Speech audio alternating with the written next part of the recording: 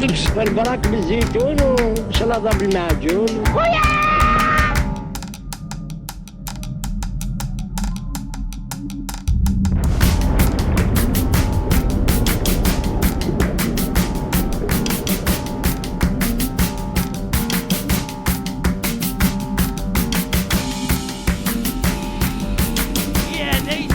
يدبحوا في الشعب.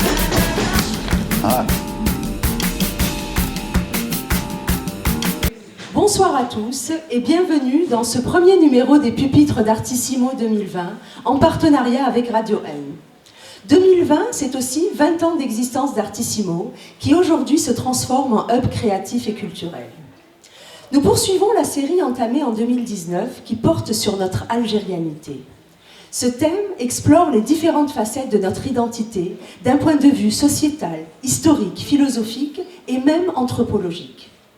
Nous avons commencé à travailler sur la question de l'algérianité en 2019. Et par le hasard de l'histoire, notre pays a vécu en 2018. Et par le hasard de l'histoire, notre pays a vécu en 2019 des bouleversements extraordinaires et un éveil des consciences inattendu qui a abouti, entre autres, à ce qu'on appellerait l'estime de soi collective. Nous avons besoin d'en savoir plus sur qui nous sommes. Nous sommes curieux d'explorer nos particularités, par leur côté lumineux, sombre parfois et complexe souvent. Bref, nous sommes à la quête de notre algérianité. Commençons cette année dans la bonne humeur, la joie et le voilà. Et le sourire. Donc l'humour à l'algérienne est notre sujet ce soir. Pour ce faire, joignez-vous à moi pour accueillir chaleureusement Slim, dessinateur de presse,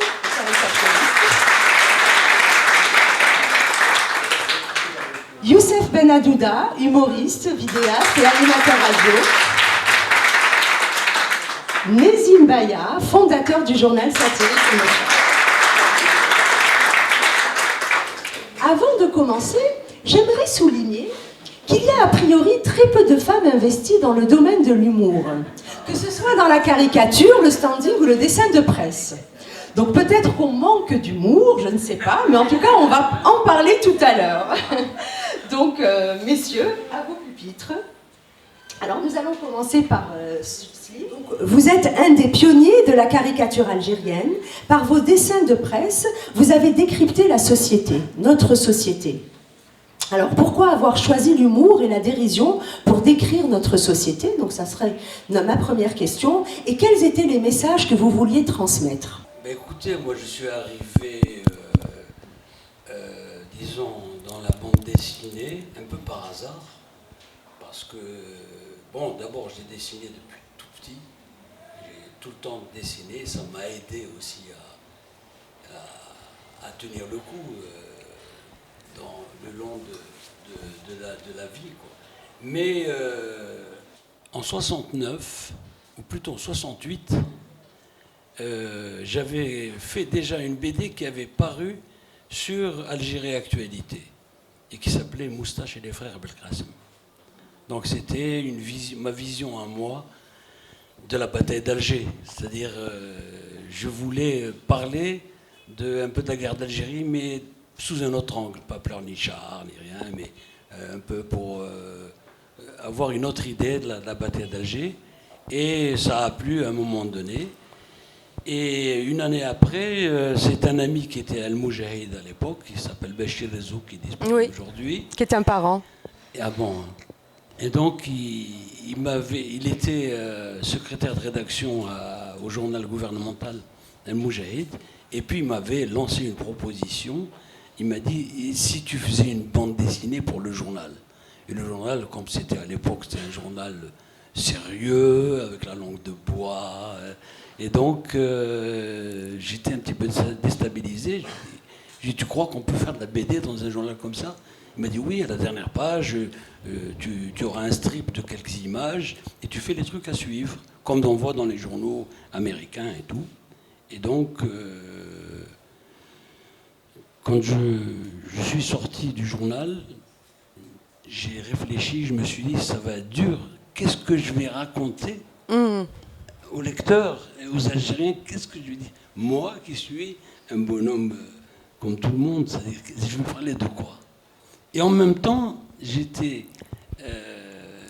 savais très bien qu'il ne fallait pas gâcher cette proposition, qu'il fallait faire quelque chose. Et je me suis mis à réfléchir à la maison. Je me suis dit, tiens, je vais raconter l'histoire de quelqu'un qui va quitter un endroit pour venir à Alger. C'est un truc linéaire, simple, mais en même temps, je savais que quand je vais raconter ça, au fur et à mesure, jour après jour, ça va être... Et puis c'est ça le deal que j'ai passé avec le journal gouvernemental Moujahid, qui est un journal sérieux. Je leur ai dit, écoutez, moi ce que je vous propose, je ne vais pas faire une BD comme dans tous les journaux du monde. Ils achètent dans une agence 50 planches pour 1 mois et demi ou 2 mois. Moi ce que je vous propose, je vais vous faire une semaine de BD. Vous allez passer les planches et pendant que la BD sort, moi je fais la suite pour que je puisse contrôler les gens, comment ils vont réagir et comment je vais faire la suite qu'ils voudront ou qu'ils s'attendent à connaître. Et donc, j'ai commencé à faire la BD et ce que j'aimais bien à Alger à l'époque, c'était les bars, les cafés. J'allais aller là-bas, mais incognito, et je me mélangeais aux gens. Et en général, les gens lisaient le journal et puis ils regardaient la BD parce que c'était nouveau et les gens pensaient que c'était un truc officiel et que c'était sérieux, c'est-à-dire Bouzid, c'est un type de gouvernement, il est envoyé par le gouvernement, etc. Et donc j'écoutais les gens et ça m'a permis d'aller ou de répondre à leurs questionnements. Et c'est pour ça que je crois que les gens ont capté ça. Et est-ce que vous êtes quand même... est-ce qu'il y avait des références sur lesquelles d'anciens humoristes algériens ou bien de comédiens de l'époque des années 50, 40 qui vous ont inspiré ou pas forcément? Moi, je suis quelqu'un qui a beaucoup aimé Charlie Chaplin, Laurel et Hardy, Beau Citron... ces gens-là, ils m'ont fait rire, bon, comme tout le monde, quoi. Et en même temps, j'étais un grand lecteur de BD, parce qu'à l'époque, heureusement qu'il y avait la BD qui nous a sauvés. Quand on était à l'époque, c'était dur. Mais il nous suffisait d'avoir un livre de BD pour lire toutes les autres BD du quartier ou de la ville. On échangeait. Et donc, j'ai beaucoup aimé les BD humoristiques italiennes. À l'époque, en noir et blanc, j'adorais ça. Pipo, Concombre, les grands dessinateurs italiens. J'étais un mordu de ça, j'adorais. Et donc, je riais beaucoup. Mais bon, seul, bien sûr. Mais en même temps, j'étais dans un environnement aussi où j'entendais les gens, et cette fois, c'était des gens du peuple, qui commentaient avec des mots d'humour et tout. Et j'aimais bien les écouter. Et souvent, j'ai repris des choses que j'ai entendues. Et du coup, est-ce que vous, finalement, de par votre éducation, vous avez un peu baigné? Est-ce que vous étiez d'une famille plutôt joviale et qui riait tout le temps, ou pas forcément? Ou c'est plutôt votre sens de l'observation et peut-être votre côté un peu introverti? Et d'ailleurs, on en parlait tout à l'heure, mais il paraît que nos invités sont très timides. Alors, ils nous font rire, ils nous tordent de vie, mais ils sont en fait tétanisés, j'exagère quand même, par cette rencontre. Donc, comment est-ce que vous avez... est-ce qu'il y a un passé... Non, moi, je regardais beaucoup les dessins d'humour de l'époque, dans les années 50. J'ai plein de grands dessinateurs français que j'aimais beaucoup leur style et j'ai commencé un peu à les imiter au début en faisant des petits dessins et je me suis rendu compte que déjà à l'école primaire j'avais une espèce de, je sais pas comment on peut appeler, les gens venaient vers moi, c'est-à-dire les camarades, ils venaient vers moi quand je racontais quelque chose, ils venaient pour écouter. Donc il y a un terme en français, je sais pas comment on l'appelle. Vous arriviez en tout cas à attirer l'attention, quoi. Oui. Sans Alors, le vouloir, peut-être. Et puis, ce que j'aimais le plus encore, en dehors de la BD et tout, c'était le cinéma. Le cinéma, c'était pour moi, c'était le summum. J'adorais aller au cinéma et j'aimais bien. J'ai eu la chance d'avoir un cousin à ma mère qui travaillait dans un cinéma et donc il me laissait rentrer. Et souvent, je voyais des films plusieurs fois, les mêmes. Et ça, je me suis dit, il faut que quand je serai grand, je ferai du cinéma. J'ai fait une école de cinéma qui a foiré à un moment donné à Alger. Ensuite, j'ai eu une formation dans les pays socialistes, notamment en Pologne, Tchécoslovaquie, dans le dessin animé. Mais en même temps aussi, quand je suis revenu à Alger, le dessin animé, même en France, le dessin animé, ça ne marchait pas. Oui, c'était une industrie... Et donc, j'ai laissé tomber. Heureusement qu'il y avait la BD qui m'a sauvé.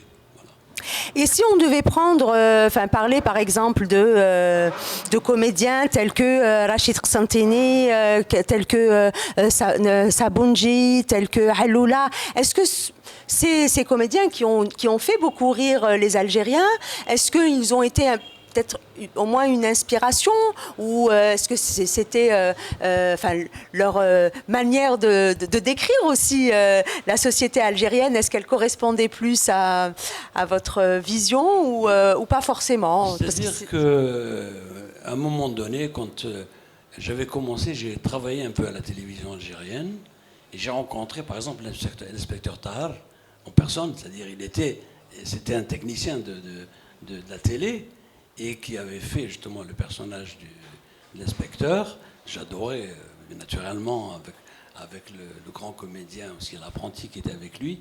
C'était des gens fantastiques. Rachid Tizi Ouzou, qui m'ont fait rire bien sûr et qui ont fait rire tout le monde. Il y en a plein. Comment il s'appelle j'ai oublié son nom. Boubagra. Oui, Boubagra que j'ai rencontré en personne parce que c'est quelqu'un que je trouvais que c'était génial. Il avait une manière de parler, même c'était de l'arabe des villages, des douars et tout, qui était.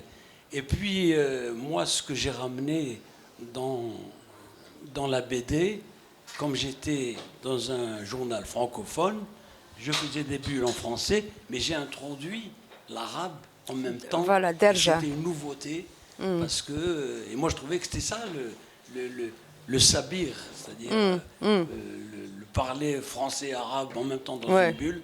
C'est ça qui a accroché aussi les gens. Tout à fait. Et donc, voilà.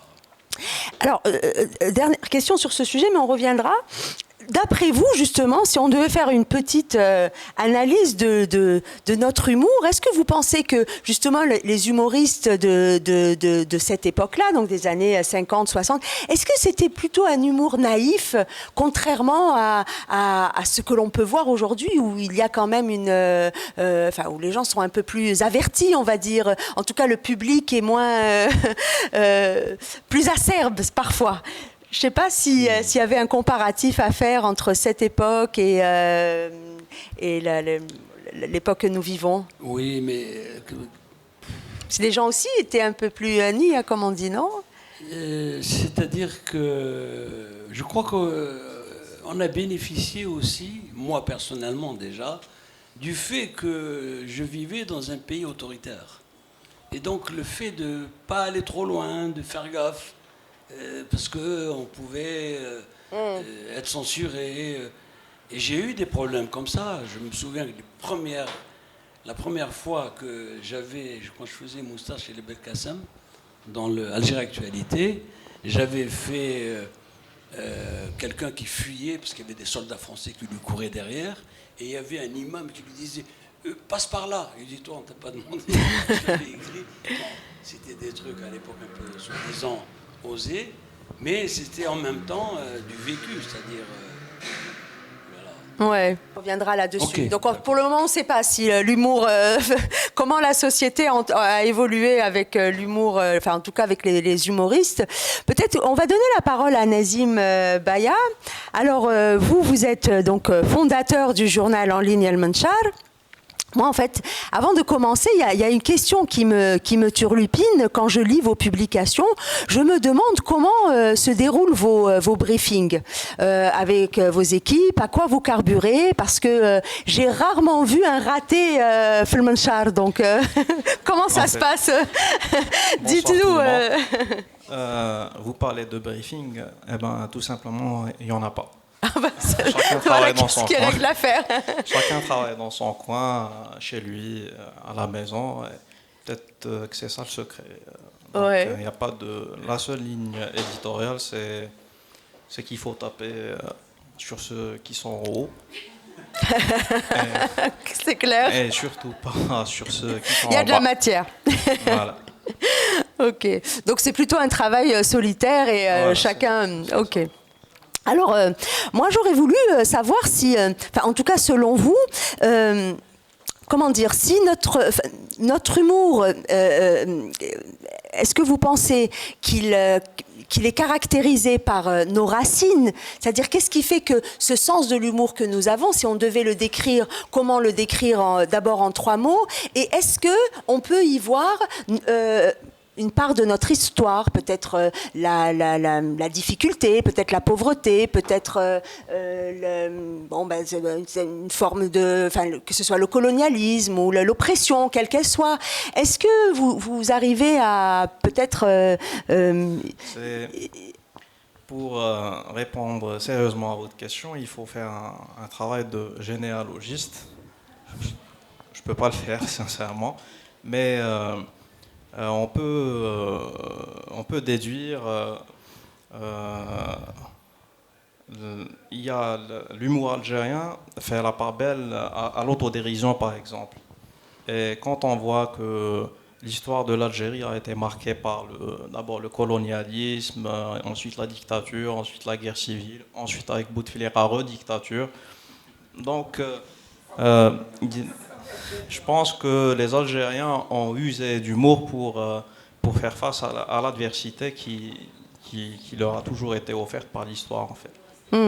Mais parfois, dans l'utilisation de l'humour, on peut remarquer que on va souvent utiliser de la métaphore pour décrire une situation.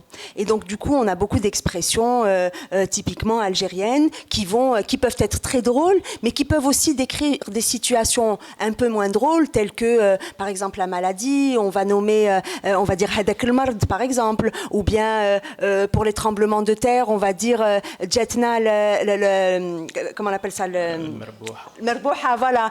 Et ça, alors ça, on se dit un tremblement de terre, elle me parle de merbouha, donc ça fait rire en soi, mais en même temps, est-ce qu'il n'y a pas une idée de l'aïn peut-être, ou notre manière, notre pudeur dans nos familles, dans notre société, de ne pas mettre des mots sur des situations. Parce que l'humour, enfin, si on peut le remarquer, c'est à tous les niveaux. On n'a pas besoin d'être d'un niveau intellectuel. Vous partez au marché, n'importe où, n'importe qui va vous sortir une expression drôlissime et qui, finalement, résume toute la situation, le burlesque de certaines situations. C'est tout le génie populaire. En même temps, je me dis que il y a beaucoup de tabous dans la société algérienne. Donc, c'est ce qui fait qu'on n'arrive pas à nommer les choses. Par exemple, en matière d'humour, on peut pas rire de la religion, on peut pas rire de la sexualité. Tout ça, c'est interdit par. Je pense. Youssef n'est pas d'accord apparemment, mais. Vas-y, continue après. Et donc, si ça se trouve, c'est non dit, c'est peut-être. Oui, c'est une manière un peu de. C'est pour nommer l'innommable.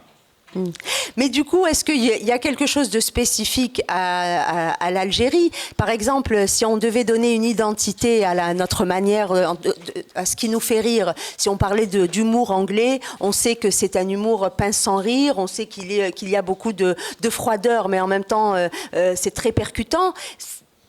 Y aurait-il 2-3 mots qui décriraient l'humour algérien? Est-ce que c'est spécifique à la région du Maghreb où il y a une empreinte un peu plus identitaire et régionale, d'après vous? C'est clair que chaque région du monde a son humour et Et l'humour de chaque région a son identité propre. Mais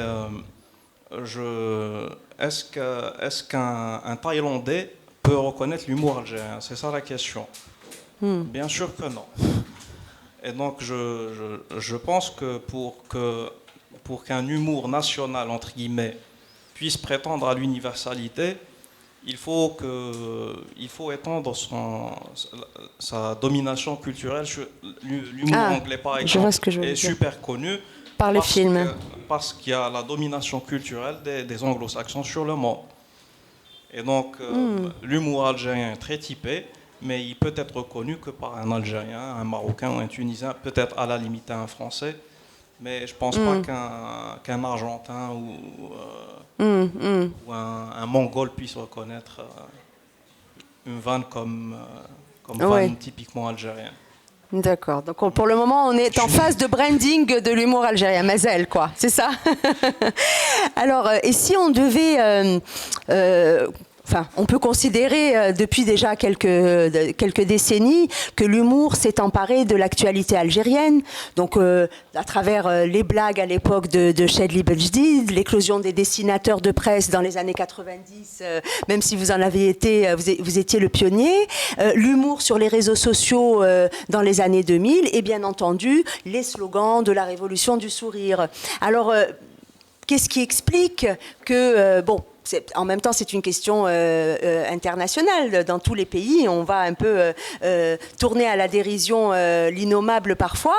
Mais comment est-ce que quel est votre regard, on va dire, sur l'évolution de l'humour par rapport à l'actualité récente et peut-être même plus ancienne? Je pense, il me semble que c'est à cause de la dictature que les Algériens usent d'humour pour dénoncer certaines pratiques, parce que pour contourner la pensée unique qui est imposée par le pouvoir en place, il est tout à fait normal que les Algériens prennent des chemins de traverse pour pouvoir s'exprimer, parce qu'ils ne peuvent pas le faire sur les supports traditionnellement dédiés à ça, c'est-à-dire les journaux, la télévision, les partis politiques. Et donc... Pardon, mais en même temps, il y a c'est vrai, mais en même temps, il y a une certaine créativité, parce qu'à la limite, on peut se dire, on va faire, d'accord, on prend l'humour comme une manière de se défendre, mais en même temps, ça, en tout cas, nous, ça nous a fait rire, et puis, on peut dire, si on devait parler de l'actualité récente, ça a aussi beaucoup fait rire à l'international. Donc comment expliquez-vous cette créativité? Tout le monde, il n'y a pas que les humoristes qui se sont emparés de ça, même monsieur et madame tout le monde. Donc, non, mais c'est clair, mais le manifestant qui brandit une pancarte sur laquelle est écrit vous êtes mal barré, Marlboro mal barré, il n'aurait pas fait ce jeu de mots-là s'il pouvait militer dans un parti politique. Donc ça veut dire que les démocraties ne font pas rire. Pardon? Ça veut dire que les démocraties, mais Si, ils rigolent, mais dans un cadre bien défini. Ils ont des humoristes qui font des spectacles, etc. Mais généralement, les manifestations en Occident, c'est pas aussi drôle que... Ils ne disent pas des slogans. C'est vrai que les gilets jaunes, les gars, on a chouïa, mais pour le coup... Donc voilà, j'essaie de trouver une explication. Je ne sais pas si c'est la bonne, mais j'aimais des hypothèses. Peut-être qu'on reviendra sur la question de la créativité des Algériens. En tout cas, il y a quelque chose, parce que souvent... vous rebondirez là-dessus. Souvent, on considère qu'il n'y a pas une formation de qualité, que les gens ne sont pas ouverts sur le monde, etc. Et finalement, cette créativité fait que, grâce aux réseaux sociaux, grâce à une curiosité, grâce à l'entremêlement, en tout cas l'interconnexion des gens, ça a quand même donné quelque chose dont nous-mêmes, nous n'étions pas véritablement conscients. On en reparlera, sauf si vous avez quelque chose à rajouter. Sincèrement que la dictature y est pour beaucoup. C'est un moteur. Bon. Alors, Youssef Ben Adouda, Votre voix incarnait la bonne humeur, le rire, la drôlerie et la dérision, alors que nous traversions une période sombre dans les années 90. Qui n'a pas connu Madame Doudoune à la chaîne 3 ? Les tabous que vous avez cassés à l'époque, votre apparente légèreté dans le contexte que nous connaissions, se traduisaient une forme de résistance et une extrême sensibilité. Aujourd'hui, vous continuez à sévir sur les réseaux sociaux en faisant rire des milliers de followers. Parlez-nous de vous. Bonsoir à tous. D'abord, je suis très très ému parce que voilà, l'émotion, c'est quelque chose de magique et de beau et qu'il faut montrer, il ne faut pas avoir honte. Et je suis très très ému aussi d'être à côté de mon pote et à côté de notre père à tous, Slim, qui est un des éléments constructifs, je crois, de ma démarche humoristique. Parler de moi, ce serait prétentieux. Mon parcours, à la base, j'ai fait jusqu'au lycée des études brillantes, j'ai entamé des études de médecine et à côté de cela, je faisais de la radio. À l'époque, le président était Chadli Benjdid et c'était pas très sympa de travailler sous Chadli, hein. Même si on dit qu'il n'était pas très cultivé, qu'il fumait du shit et qu'il aimait le domino. C'était quand même pas très facile, c'était très difficile même et c'est pour ça que je voudrais rendre un hommage à Slim, parce que c'est Slim qui a libéré une certaine partie de l'inconscient de ceux qui ont la prétention de dire que faire de l'humour, c'est aussi faire de la vulgarisation intellectuelle. Donc, j'avais 19 ans, mais ça vient de plus loin, ça vient de la salle de bain, de l'acoustique de la salle de bain, de mon enfance à Al-Mousselia, où mon père m'avait placé chez Sidi Ahmed Sarri, Allah yarhamou. Et Sidi Ahmed Sarri, qui était quelqu'un de pas régionaliste du tout, me disait non, je vais te mettre dans une école, dans une classe où il n'y a pas que des tlemceniens, comme ça tu auras le droit à faire de la mandoline. Déjà, voilà. Déjà, en fait, il n'y a pas que le fantasme BTS ou kabylophone, etc. et tout. Ça a commencé depuis très très longtemps, hein. Et tout de suite en moi est né le fait que nous étions un grand peuple, c'est pas péjoratif, mais que nous nous détestions. Parce que nous communiquions très très peu et que nous étions très très riches. Et ça, la médiocrité politique l'a très vite compris. Parce que justement, voilà, le vice des hommes politiques et des pouvoirs qui se sont succédés, c'est justement d'essayer ou d'acheter les gens intelligents qui sont fragiles, ou sinon de les manipuler. Donc, voilà, ça a été un terreau pour vous. Oui, pour, il y a aussi mes justement parents. Mes parents, il y a ma mère qui nous a quittés pour un monde meilleur il y a 3 années. Et qui avait toujours cette phrase en bouche qui me disait « Ya oulidi, ihna jibnaha ou maddawha ou khamdjouha ». Et effectivement, ma mère me trimballait avec elle un petit peu partout. Ma mère est une des 6 évadées de la Petite Roquette. Et c'était une personne elle m'a dit, quand je suis arrivé à Oujda, après mon évasion, j'ai tout de suite compris ce qu'allait être l'Algérie après l'indépendance.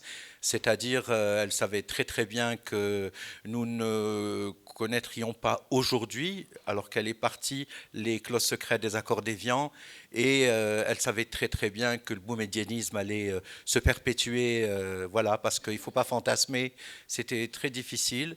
Et puis ensuite, voilà, j'ai quitté l'université, j'ai fait de la radio, j'ai été renvoyé à plusieurs reprises. Alors parlez-nous, peut-être on va se concentrer sur ce qui est voilà, plus positif, mais justement, votre aventure de Madame Doudoune, toutes les personnes de ma génération et même plus ont été marquées par cette période. Et je ne sais pas, au-delà de l'aspect, on va dire, de l'institutionnel qui n'est pas forcément le plus intéressant, mais comment voilà, qu'est-ce qui vous a inspiré? Comment vous avez pu tous les jours quasiment être à l'antenne et faire rire tout le monde alors que nous traversions une période difficile? Quelles étaient vos inspirations à ce moment-là? Alors, ça serait vraiment prétentieux de répondre de manière didactique à votre question, mais moi, à l'époque, j'avais vraiment en horreur les bourgeois, c'est-à-dire le bagara, et en général leurs femmes. Voilà. C'était pas l'époque du Botox, mais elles étaient là très prétentieuses. Avoir une voix comme ça un petit peu fluette, t'as vu le peuple, là, ils sont sales et tout. On avait l'impression que c'était un microcosme de personnes qui étaient complètement extérieures à l'Algérie. Parmi ces femmes, il y en a qui sont mortes, il y en a qui sont toujours vivantes. Mais pour moi, Madame Doudoune, je l'ai créée. Il fallait que je trouve un nom à ce personnage. C'est Leila Darraji, que je salue aujourd'hui, qui a été sous-directrice de la radio, qui est une brillante femme de théâtre, qui a fait ses écoles avec Brigitte Fontaine, les Marraines de Dieu à Paris, et qui a fait énormément de radio, qui m'a dit, écoute, je faisais à la base des chroniques littéraires dans Radio Clip avec Aziz Fares, que je salue aujourd'hui. Et elle m'a dit, écoute, tu déconnes, mais c'est marrant, mais fais-le à la radio. Et donc elle m'a dit, il faut trouver un nom. Je lui ai dit Madame Doudoune, parce que je trouve qu'une doudoune, c'est réchauffant, mais c'est futile en même temps. Et en même temps, comme je me suis toujours caché derrière ma graisse, donc une doudoune, c'est un peu enflant. Et pour moi, ce personnage, je l'ai super intellectualisé avant de le faire. Pour moi, Madame Doudoune, elle arrivait, elle disait, oui, le peuple, je vais faire un méchoui chez moi, et puis tous les restes, on va les dispatcher par hélicoptère sur Pilem, sur El Harrach. En fait, Madame Doudoune, elle est devenue très populaire. Il n'y avait pas Internet, mais elle est devenue populaire tout simplement parce que le sens de ce personnage était le suivant. Si le système en Algérie a raté, ce n'est pas parce qu'il a volé, c'est parce qu'il a méprisé. Elle faisait partie de ce système, c'est ce que je voulais intégrer, mais elle prenait le temps d'écouter les gens et elle utilisait comme subterfuge les cartes, parce que dans notre culture traditionnelle, le pror, les cartes, la cartomancie font partie de cela. Et en fait, même les gens du système qui ont essayé de m'approcher en me disant « on aime beaucoup ce que tu fais », pour moi c'était une victoire parce que je les méprisais. Et je leur disais, finalement, si vous aviez au moins méprisé le peuple, même avec tout ce que vous représentiez de dégueulant, eh bien, peut-être qu'on aurait avancé ensemble. Voilà, ouais. C'était un peu l'équivalent, peut-être, mais bon, c'est venu bien plus tard, de la Madame Tazi au Maroc, un peu. Tout à fait. Voilà, et d'ailleurs, parce que les bourgeois et les aristos, en général, en ont... Pardon de vous entrecouper, me fait Zafira, que je remercie d'ailleurs. Je voudrais aussi dire que la première fois que j'ai rencontré Elie Kakou dans les années 90, puisqu'on habitait la rue du Temple, donc à Paris, hélas, par dépit, je suis parti en France, et qu'on a eu l'occasion de discuter, de passer des soirées ensemble. En fait, si Elie Kakou vous a fait rire, il est l'exemple même du fait que l'humour algérien, il faut avoir le courage de le dire, c'est un humour nord-africain. L'humour algérien, c'est un humour universel. Et je crois qu'Elie Kakou, il était aimé par tout le monde, quel que soit parce qu'il y avait des castes en Algérie. C'était pas le Pakistan, mais il y a toujours eu. Il n'y avait pas que la moyenne, les voleurs et les pauvres, il y avait d'autres gens. Mais c'est vrai qu'Elie Kakou, vous l'avez aimé tout simplement parce qu'il est la preuve, par l'humour et par la qualité linguistique et par la théâtralité, que le décret Crémieux est un vibrant échec du colonialisme et qu'il faudrait revenir sur la conférence de Berlin pour comprendre pourquoi, entre Africains, nous nous haïssons et pourquoi un peuple comme le peuple algérien s'est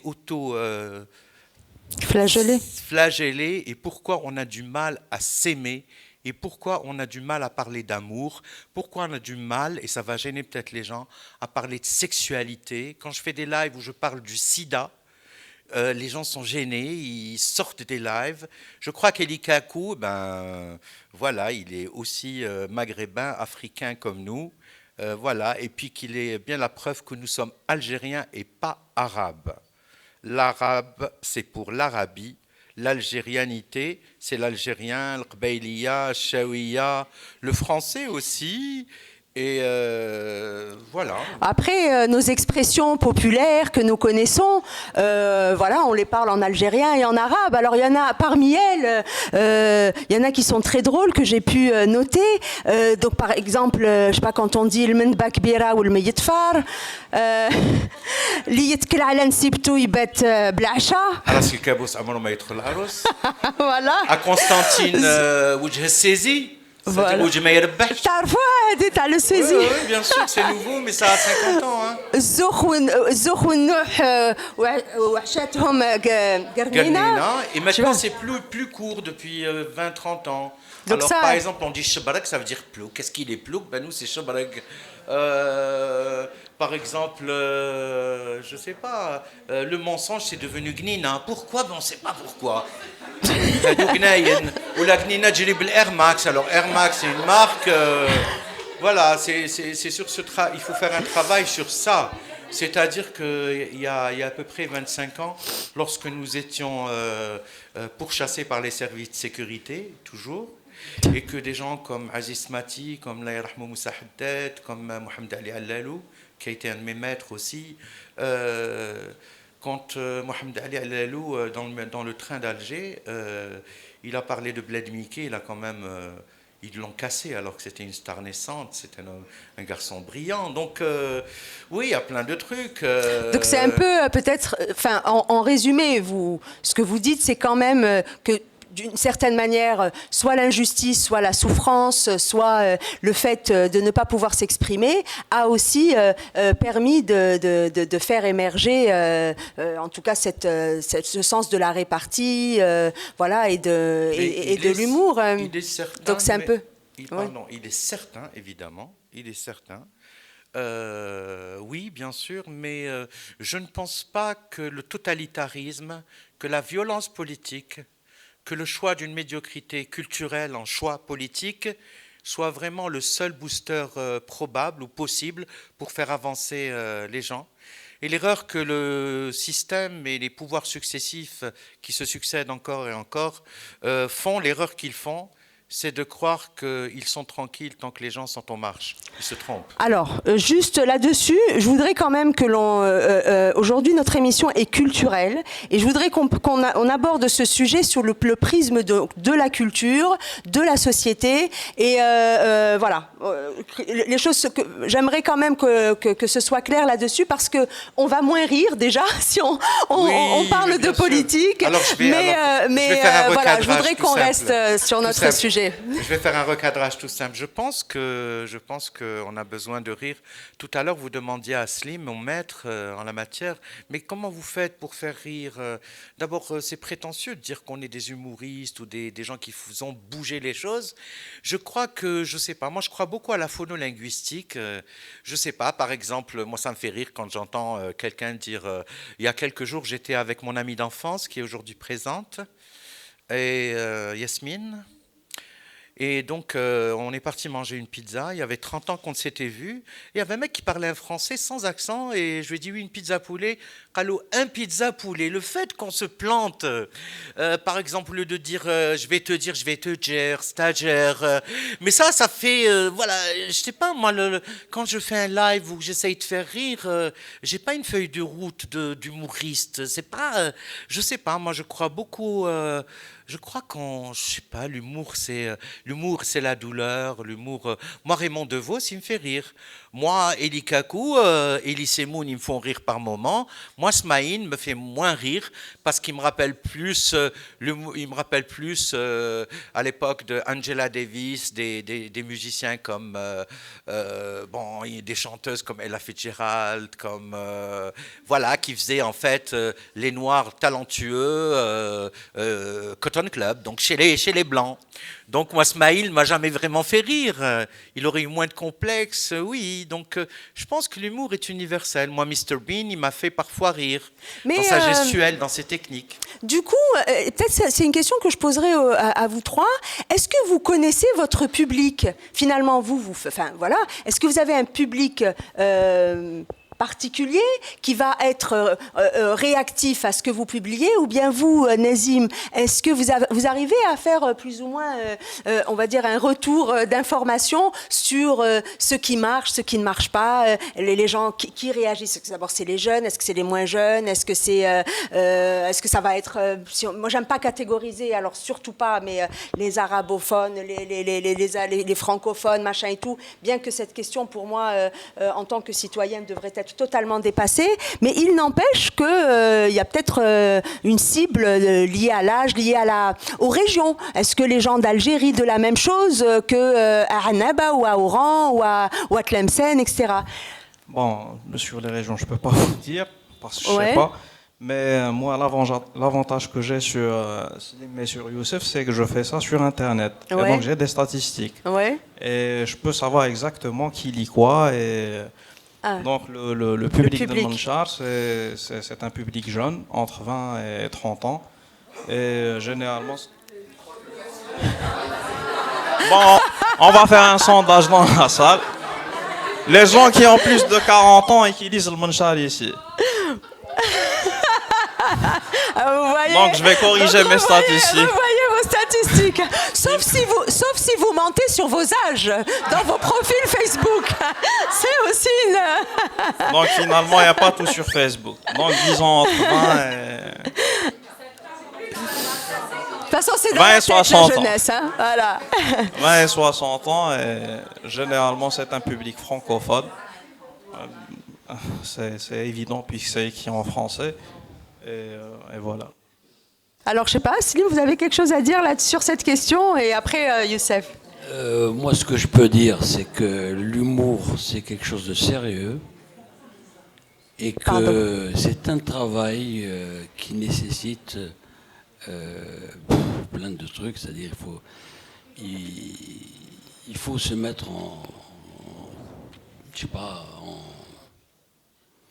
prendre de la hauteur aussi, c'est-à-dire que quand moi par exemple quand je travaillais, c'est-à-dire même à l'époque quand je commençais à faire la BD avec des plumes sergent-major et autres, et maintenant avec l'écran de l'ordinateur, c'est toujours, c'est-à-dire, moi, ce qui me préoccupait, c'était le fait que je m'adressais à tous les Algériens, pas à des régions où là, il fallait que ce soit Bouzid et Zina sont des personnages de toute l'Algérie. Et là, je crois que j'ai réussi. Il fallait pas. Et d'une part, et d'autre part, je fais des choses. Moi, j'aime bien rire. Hein, je suis désolé, je suis comme ça. Quand je ris. Moi-même, je sais que les gens vont rire, d'une part. D'autre part, quand j'ai fait quelque chose, même d'il y a 10 ans, et que je relis, je ris. Donc, c'est des choses qui sont importantes. Et voilà, quoi. Alors, votre public, oui, par exemple. Ouais. Alors moi, je vais être honnête, c'est un public beaucoup plus féminin. C'est peut-être aussi parce que j'ai toujours eu, ça va peut-être blesser certains hommes, mais j'ai toujours eu cette conviction que l'avenir de l'Algérie, c'était avant tout la femme algérienne que l'homme algérien. Ça va blesser personne dans cette salle, c'est sûr. Comme je suis partisan d'une asexualisation du public, donc je n'aimerais pas dire femme et homme, mais je trouve que l'être qui souffre le plus en Algérie, il est algérien, mais celle qui a construit l'Algérie, c'est la femme. La mère, c'est la femme. Celle qui n'est pas tolérée, c'est la femme. Celle qu'on oblige à se voiler, c'est la femme. Celle qu'on oblige à se voiler la face, c'est la femme. Celle qui est pressée de se marier parce que sa culture lui dit que si tu n'es plus fertile, eh bien tu vas être jeté, c'est la femme. Et donc et puis mon inspiration, c'est la femme. Et mon référent, c'est Nedjma, et voilà, c'est cette problématique. On se demande toujours pourquoi il a été interdit, pourquoi Khatib Yassine a été mis de côté, parce que justement dans Nedjma, par ce génie comme ça, ce génie inexplicable, il nous dit il nous dit dans la gueule en fait, il nous dit l'homme algérien ne sait pas aimer la femme algérienne, mais l'inverse aussi. Alors, qu'est-ce qu'on dirait C'est une très bonne transition qu'on fait justement sur le vocable, les vocables utilisés dans la séduction, dans la drague, dans à travers les expressions populaires. Par exemple, quand on entend Nakul Ali Karmel ou Nqol Tamena, est-ce romantique? Eh ben oui, Nakul Ali Karmel ou Nqol Tamena. Ouais. Comment ça reste des expressions de chez nous et comment les Algériens se parlent est-ce que Alors maintenant, est-ce que ça veut dire que vraiment il aime la femme? Bon, maintenant Tamina, ça t'hargue l'estomac, mais bon, en général, je crois que la séduction, enfin, si on était un petit peu dans le dico traditionnel, je crois qu'en général, à part les jeunes maintenant, hein, que l'on dépasse de 2 à 3 décennies, je crois que ça se disait dans le silence et ça se disait, ça s'exprimait dans une sexualité monolithique qui castrait la femme. Je m'excuse, hein, j'intellectualise le débat, mais c'est comme ça. Je suis construit comme ça, beaucoup plus que dans la. Maintenant, les jeunes, ils sont maintenant plus ouverts. Ils offrent des fleurs à leurs copines, ils les tiennent par la main. J'en ai même capté qui faisaient des bisous à leurs copines. Maintenant, sur Internet, les réseaux sociaux, qui pour moi sont des interfaces. Ça, c'est très important, mais on ne forme pas assez les jeunes pour leur dire oui, ce n'est pas virtuel, c'est l'interface qui l'est. Ne rendez pas votre discours sur ces interfaces aussi virtuelles que la plateforme. Mais je crois que, bon, moi, il y a des trucs que j'aime pas, mais qui existent. Maintenant, c'est Omri. Moi, j'aime pas Omri. Je trouve que j'aime pas. Je préfère chéri, alors que c'est pas algérien, mais je préfère. Mon amour, on peut dire Habibi, on peut dire. C'est vrai que. Bon, maintenant, je crois que comme on est des gens timides tous les trois, tu nous as bien choisi, Zafira. Bon, timide. Mais je crois qu'aimer, c'est à travers le regard. Je crois que l'Algérien, en général, ne sait pas recevoir l'amour de la femme. Et je crois qu'on est encore en Algérie, loin, on est dans le mythe de la blancheur. On n'arrive pas à intégrer, je m'excuse, d'un sujet à l'autre, mais c'est dans le propos. On continue à traiter les gens noirs de Kunta Kinte alors qu'on est africain. Ça, c'est moins drôle. Ouais. Du racisme anti-noir pendant la colonisation, voilà. Et que quand vous débarquez à Paris, que vous êtes blanc aux yeux bleus et que vous voulez louer quelque chose, ils vous disent oui, mais dès que vous donnez Benadou, Youssef, ils vous disent c'est à consonance africaine et puis on vous loue pas parce que vous êtes bougnoul pour eux, voilà. Et moi je crois, par rapport justement à la phonolinguistique, moi je crois beaucoup que la voix, le travail de la voix. Je sais pas, par exemple, je sais pas, il suffit de changer de façon, de tomber, descendre d'un ton, monter vers un ton. Par exemple, j'avais créé un feuilleton radiophonique qui s'appelait Niran al-Hub. C'est Jaouida Nounou, Mourad Chabalou, c'est 2 Algériens comme ça que j'ai fantasmé. Alors elle arrive vers la trentaine, mais elle voudrait rencontrer l'homme de sa vie. Lui, il est un petit peu racketteur, il est un petit peu gigolo, il est pas mal, mais il fume du shit, il est un petit peu pas très clair. Alors elle a un peu d'argent, donc ouais, le jardin d'essai, bon, c'est vrai que c'est des clichés, mais je crois que comme en Algérie, comme à New York, comme à Paris, je crois que le bonheur comme l'amour ne sont pas géographiques. Et il y a des silences pendant lesquels on partage de l'amour. Et je crois que Slim disait, et même Nazim aussi le disait, on ne peut pas dire comment on fait rire. Mais je crois que quand on aime et qu'on n'a pas honte, quand on peut aussi parquer des personnages féminins, parce que ça a été dur pour moi, hein, Madame Doudoune, Sassiya, Tamani, etc. et tout, je le fais toujours.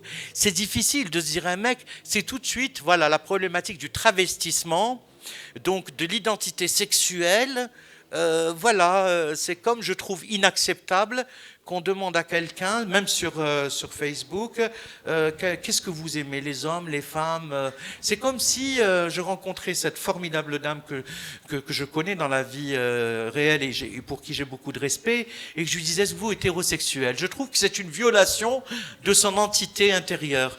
Et nous, en Algérie, nous sommes très pudiques. Moi, mon grand-père était un imam. Mon père est un grand savant, un très, très grand scientifique, un immense professeur en médecine à qui je rends hommage. Je pense qu'il fait partie aujourd'hui des gens qui m'a appris, qui vient d'une société, qui vient d'une famille très traditionnaliste, qui est quelqu'un qui a fait le tour du monde, qui parle plusieurs langues, qui est ouvert sur la poésie hispanique, tout ça. Mais en même temps, il m'a donné des repères dans la vie, mais sans me parler. Et puis, enlacer, c'est pas serrer dans les bras. Enlacer, c'est aimer. C'est dans les mots, dans la façon de dire les choses. Même quand on rit et qu'on fait rire, on peut faire passer des choses, voilà. Super. Je suis pas marrant, mais... Super, merci. Alors, dernière question, et ensuite on va ouvrir le débat. Justement, en tout cas dans mes recherches, j'ai trouvé qu'il y avait très peu de femmes dessinatrices de presse, caricaturistes, humoristes, il y en a un peu plus. Mais en Algérie, voilà, il y en a peut-être 2, 3, mais pas plus. Comment est-ce qu'on peut l'expliquer, ça ? Je veux dire, je pense que les femmes ont investi quand même tous les métiers, tous les espaces quasiment, et pourquoi pas celui de l'humour en tant que professionnel, bien entendu. Je ne peux pas répondre à ta question parce que je ne sais pas comment l'expliquer. J'ai connu qu'une seule. D'ailleurs, même son nom, je l'ai zappé, je ne sais pas pourquoi, parce que des fois il y a des blancs là. Mais c'est une personne qui a commencé à dessiner parce qu'elle a eu des problèmes dans sa vie familiale. Elle était mariée. Ensuite, son mari l'a éjectée. Et ça lui a donné l'envie d'aller vers ça. Maintenant, elle est devenue une grande dessinatrice. Et ce sont ses sujets préférés. C'est-à-dire l'homme méchant ou c'est vrai qu'ici, en Algérie, les familles, c'est quelque chose. Quand on voit le nombre de divorces que j'ai lu dernièrement, mais c'est incroyable. Comment les gens peuvent-ils se marier pour divorcer juste après? Des milliers. Où on va, Agda? Et donc, c'est une dame, maintenant, elle a axé tout son boulot sur le code de la famille, les relations femmes-hommes, et elle est à Paris. Est-ce qu'elle fait rire? Ah oui, elle fait rire. Ah, oui, pour moi, parce que c'est triste tout ça. Elle fait rire. Alors, je ne sais pas, peut-être qu'on va commencer à échanger. Est-ce qu'il y a des questions? Oui, Karim? Moi, je voudrais revenir juste sur le dernier passage. Après, je reviendrai sur le côté. D'accord, si tu peux juste, pour qu'on te voit bien. Les femmes bédéistes ou les femmes caricaturistes. Oui. Il y en a à l'appel. Il y en a plein. Elles ne sont pas diffusées plutôt. Ah, ça c'est autre chose. Le FIFDA, les 5 dernières années, ou les 6 dernières années, les premiers, deuxièmes prix, c'est des filles. C'est des filles. Il n'y a pas que mon cas. Il y a des BD solides, très très solides, reconnus mondialement, diffusés mondialement, mais pas du tout diffusés. Donc il y a un travail à faire là-dessus de sensibiliser. D'accord. Mais par exemple, dans le... Il y en a deux qui parlent d'humour, mais un humour manga, ça aussi c'est un nouveau langage. Et les supports, bon, c'est la question que je voulais poser. Slim est revenu sur ça.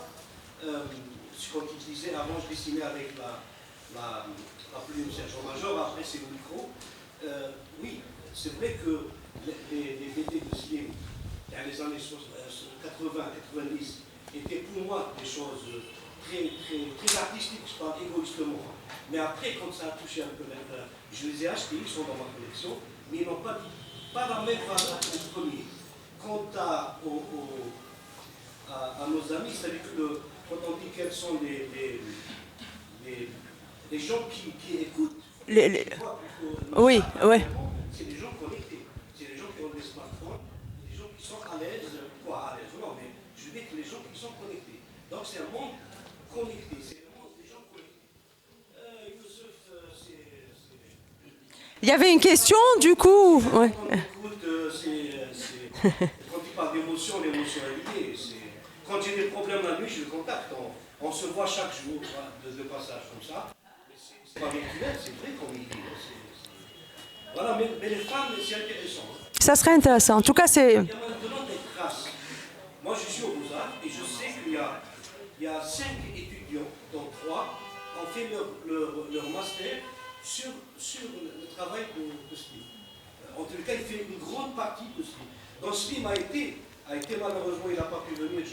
Je reviens en 92. 92, le caricaturiste Ali Delab, que connaît très bien. Ali Delab, c'est après. Son père spirituel, le meilleur, pour moi, c'est le meilleur. C'est Fikri Moulaïou. C'est le premier. C'est le Riser. Oui, le Riser. C'est algérien. Il organise, c'est un Algérien, il organise le festival de la bande dessinée de caricature à l'Estac à Marseille. Il a la 9e édition. Et on voulait l'inviter ici, impossible. Alors, du coup, ça, c'était une... Il n'y avait pas de question. Est-ce que quelqu'un a une question? Donc, Eden ou une inter... Oui, bien sûr.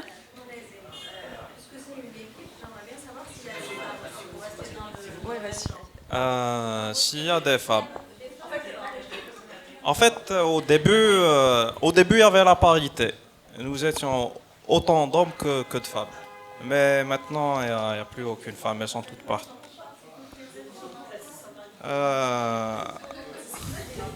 Elles sont parties. Voilà. Pardon?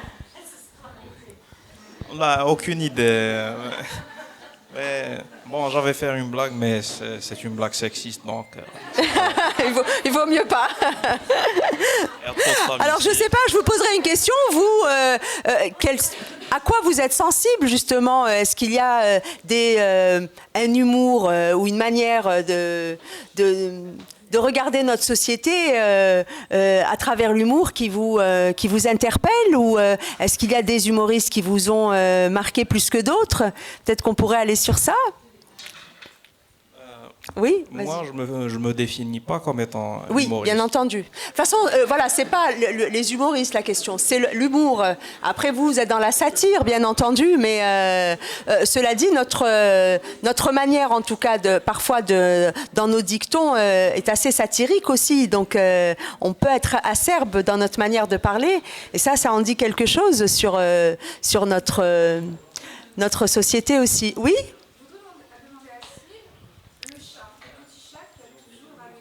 Attendez.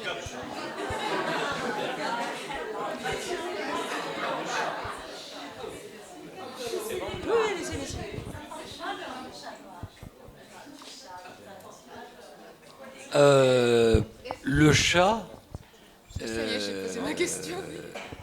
c'est plein de choses en même temps. C'est-à-dire que c'est un hommage que je rendais à un grand dessinateur américain. Gellux. Non, Gellux est venu après. Mais à l'époque, il s'appelait George McManus et qui faisait la famille illico. Je ne sais pas si vous vous souvenez. Et il avait je trouvais qu'il faisait des bestioles extraordinaires. Puis dessinait c'était un grand dessinateur que j'admirais parce que quand il faisait il y avait un couple, c'était un vieux, avec son cigare toujours, et sa femme qui changeait de robe. Entre deux vignettes, c'était une autre robe. Et je trouvais que c'était fabuleux parce que ensuite j'ai su que c'était un dessinateur de mode en plus. Donc il faisait créer des robes, des jupes, etc. Et les bestioles qu'il faisait, ils étaient très stylés. Parce que je trouve que le chat que vous dessinez, c'est pas qu'il n'a rien à voir avec Lucie et sa femme, il est différent là-dedans. Il est dans une autre façon de dessiner. Oui, parce que, je vous dis, pour moi, c'était un peu rappeler George Géo McManus, et en même temps, c'était aussi un rappel que c'est une BD, et qu'on a grandi tous avec Tintin et Milou, et que pratiquement, même dans, comment il s'appelle, le cow-boy, Lucky Luke, avec Rantanplan, etc. Et pour moi, c'était important, parce que quand je faisais la BD quotidienne sur le journal, il fallait du texte. Il fallait que le lecteur lise. Mais Bouzid, tout seul, quand il a avancé, avant de connaître Zina, il était tout seul. Et je ne pouvais pas le faire parler tout seul parce qu'il semblait être un fou. Donc il fallait quelqu'un avec lui. Il y avait le chat. Donc il parlait au chat et le chat lui répondait. Donc pour moi, c'était un personnage important aussi. Et sérieux, d'ailleurs. Et il a fallu après introduire une femme. Parce que pour moi, c'était important. Il fallait que mon personnage, le héros, homme, dans la société algérienne, c'est important. Et il lui fallait une femme. Et j'ai créé Zina, que j'ai voilée. Parce que pour moi, piètre dessinateur au début, c'était difficile de faire une femme avec des cheveux, etc. C'était délicat. J'ai préféré mettre un voile. Et puis, j'ai préféré la montrer comme étant elle l'intellectuelle. Zina, elle ne dit pas de conneries, elle dit des choses sensées. Bouzid, oui, il raconte des salades des fois. C'est un faux héros. Et c'est Zina qui va, elle, faire un équilibre et tout va se pencher sur elle. Voilà. J'en profite, je ne sais pas si je l'ai dit ou pas pour le coup, parce que vous allez faire, après cette rencontre, une vente dédicace. Donc vous avez publié votre dernier Bad News. Oui. Quand Zafira. Quand Zafira m'a invité, je lui ai dit, écoute, si tu veux, je peux amener quelques livres, parce que souvent, des gens me demandent s'il y a des livres. Ceux qui voudraient une dédicace ou là, avec plaisir. Donc j'ai mis une dizaine.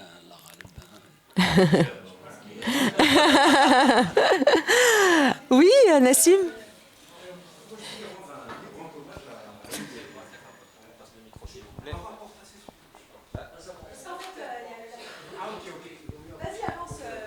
Venez. Venez ici. Mais ouais. C'est un petit peu. Je voulais rendre un petit peu un vibrant hommage à une des personnalités qui un peu, je pense, révolutionnait même l'humour.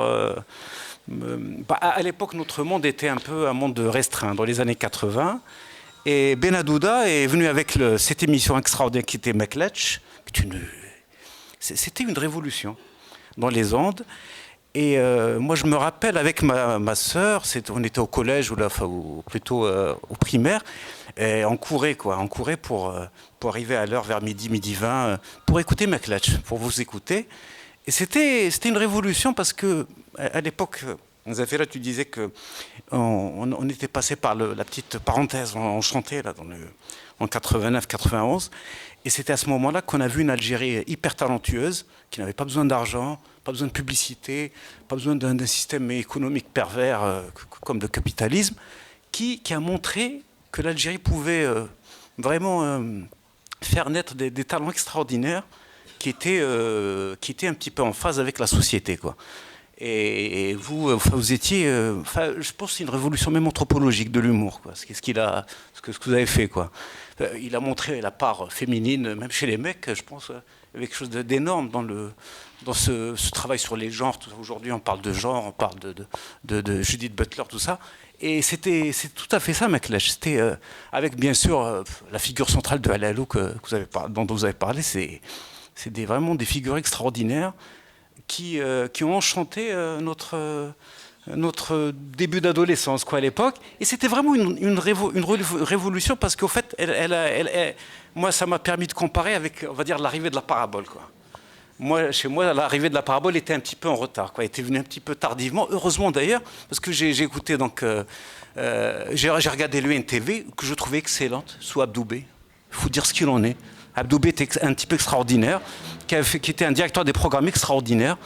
Et il y avait donc une télé extraordinaire et une radio vraiment étonnante, quoi.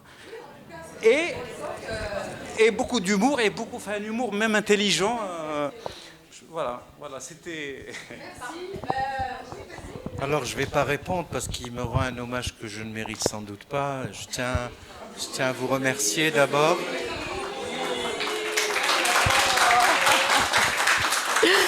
Merci beaucoup, et je pense qu'il a décrit cette période. Il y a aussi Méliam Guémage, qui est une collègue, voilà, qui a fait aussi les mêmes choix par la suite que moi, c'est-à-dire de quitter la radio. Elle est toujours à la chaîne 3.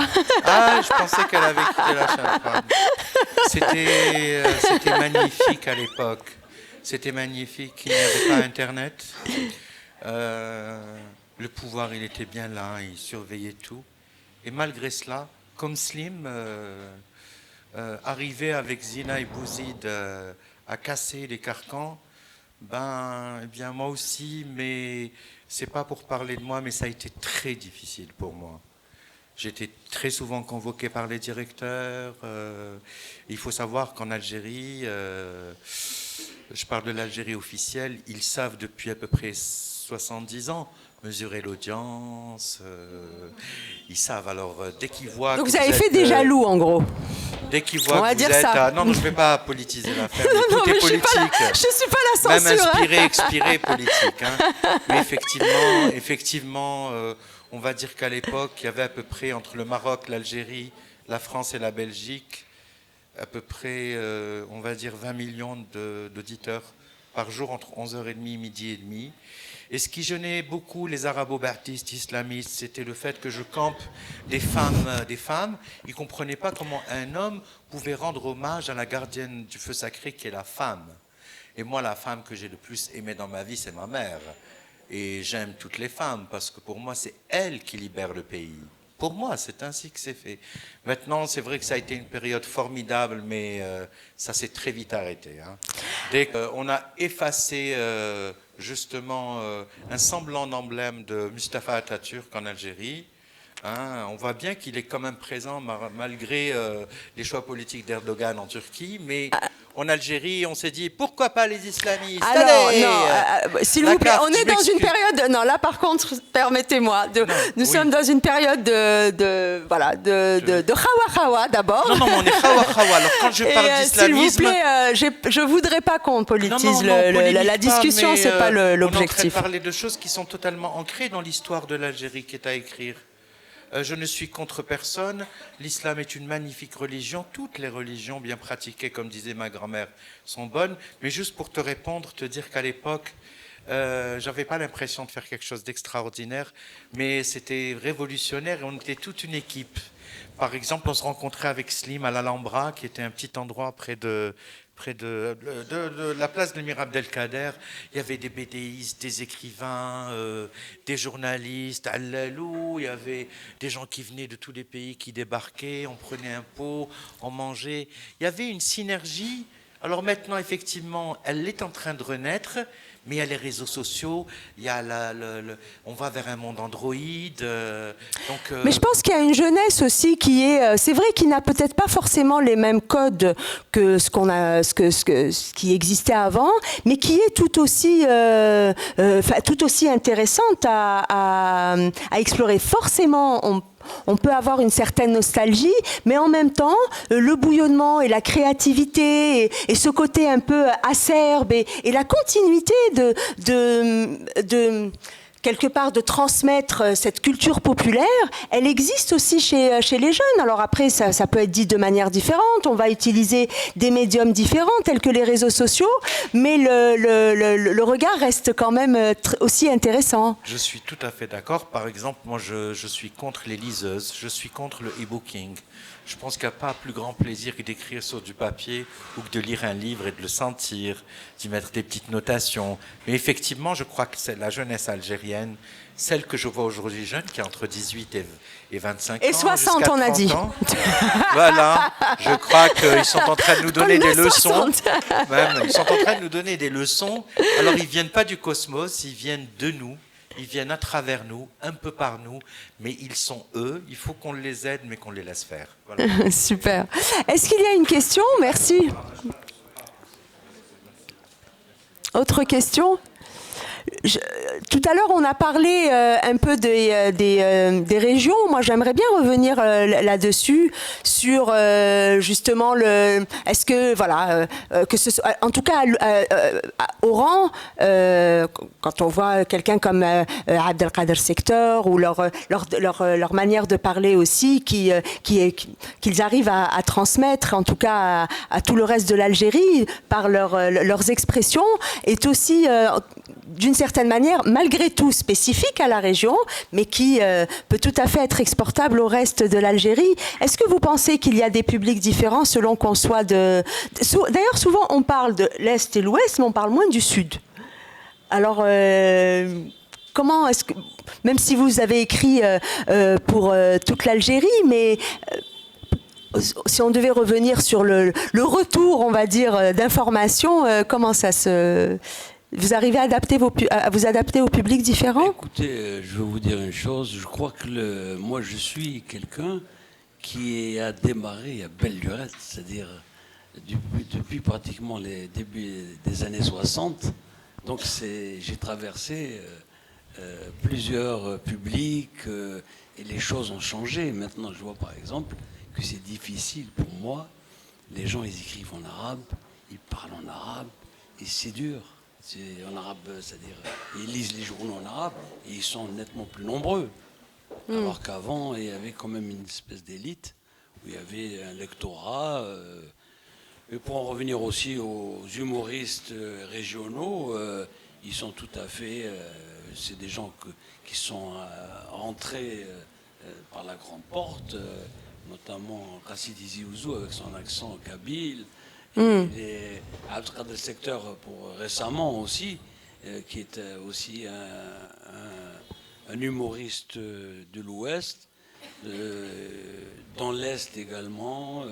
C'est vrai, l'Algérie, pour moi, c'est une espèce d'Amérique. Il y a plein d'États dedans. Et le problème, c'est que maintenant, avec les télévisions par satellite, notamment même les télés Hadou offshore qu'on a, je vois, il y a plein de jeunes qui viennent et qui se détachent. Il y a des sketchs, c'est merveilleux. On n'arrive pas à tout suivre, mais je crois que les choses se font, même sans nous, et c'est tant mieux. Voilà. En tout cas, par rapport à... Pour revenir au pupitre, le prochain numéro, justement, va aborder la question de la langue. On parle, voilà, on est algérien, mais en même temps, on va parler en arabe, on va parler en derja, on va parler en kabyle, en français, en anglais. C'est tout ce mélange.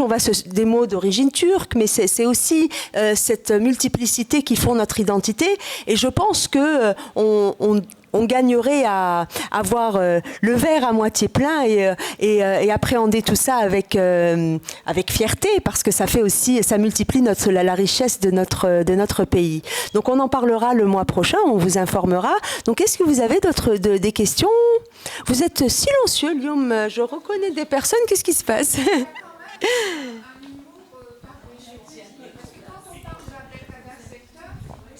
C'est vraiment des expressions typiques à l'Oranie, des façons d'être très oranaises. Pardon. Et un Algérois, quand il entend Abdelkader Secteur, peut-être qu'il se dit c'est pas du tout l'humour que nous avons à Alger. C'est très différent. Je ne connais pas l'humour, par exemple, de Constantine. Ça doit être aussi différent. Voilà, c'est tout ce que je dis. Parce que vous avez dit non, un petit peu. Non. Oui, et de Mascara. Et justement, voilà, très bien. La réputation de Mascara. La raison. Une seconde. Vous avez quelque chose à dire sur l'humour de Mascara? Vas-y, et je te donne la parole, Karim. Merci. Alors, évidemment, il y a eu la phase des blagues autour de Chebli Benjedid, l'ancien président de nous, évidemment, dont la femme écrivait à la question quelle est la capitale de l'Algérie sur son t-shirt ou Sonitex, etc. et tout. Et ensuite, après cela, j'en perds un petit peu mes émotions. Mascara, revenons à Mascara. Alors, à Mascara, vous savez que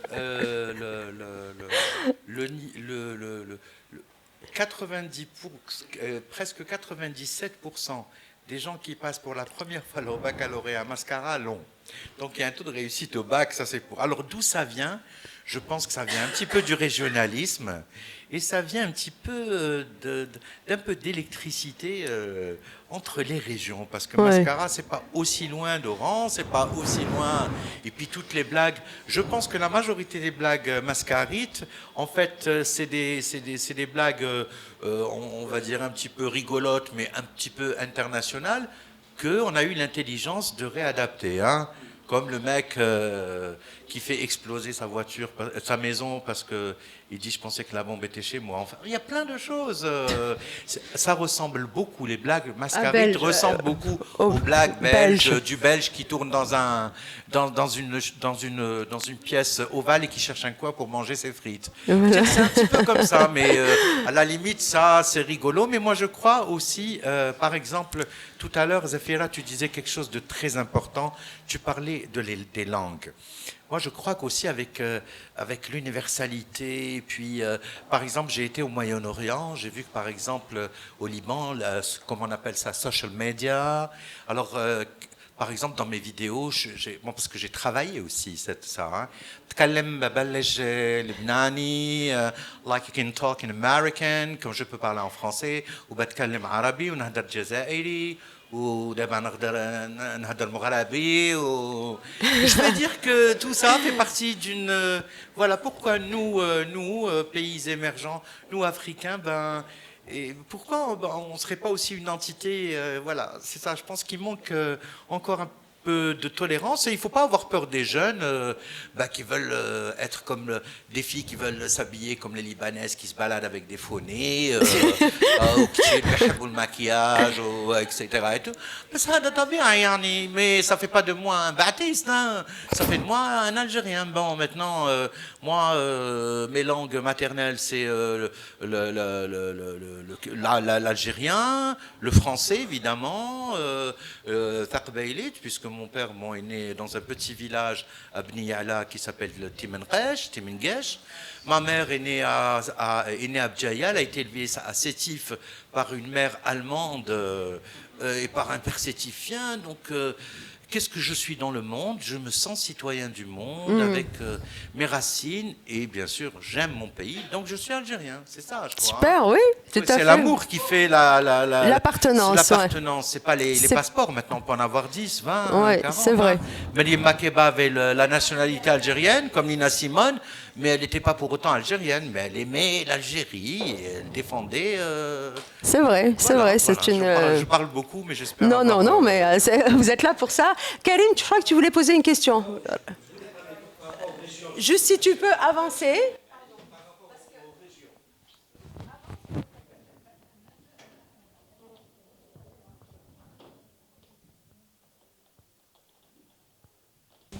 Non, je voulais parler par rapport aux régions.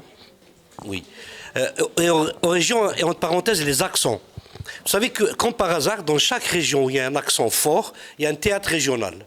Il y a le théâtre régional de Annaba, avec leur accent, quand ils parlent arabe, vous riez avant qu'il commence. Il y a le théâtre régional de Constantine. Oui. on a le théâtre régional de Constantine avec Charlot.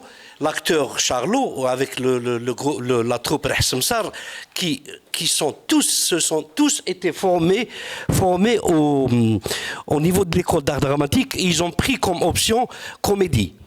C'est-à-dire qu'ils se sont formés pour ça. On a aussi alors comme secteur toute l'Oranie.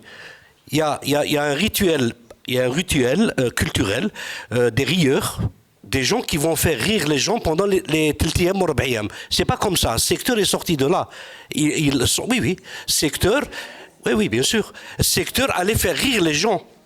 Mais c'est pas un métier, hein. Ce n'est pas un métier. Oui, alors chez nous, on a les rieurs. Chez nous, on a assisté à Sig, à Blabbas, à Oran, à Intimouchent, des gens qui viennent pendant le Tiltiyam et qui s'assoient et qui racontent une blague pendant le makla. Ils sont faits, c'est-à-dire que c'est un rituel, c'est culturel, c'est comme ça.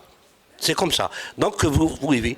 On a assisté à l'enterrement d'un général ici à Alger, sympathique, avec sa Michel, sa fille. Elle a ramené justement deux rieurs. Et il fallait voir les Saïd Bouteflika et tout rigoler. Ils ne savent pas rigoler. Pardon? Non, mais je veux dire que c'est une culture. C'est une culture. C'est une culture.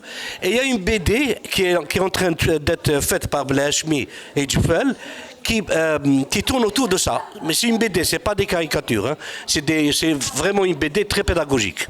Voilà. Par rapport au nom des femmes, au nom qu'on donne aux femmes et qui sont très rigolos des fois, il y a un doctorat d'État qui a été fait par une femme à Bouzaria. Il faut prendre il faut lire c'est vraiment un support de travail magnifique hein, pour les gars de Melchar et voilà.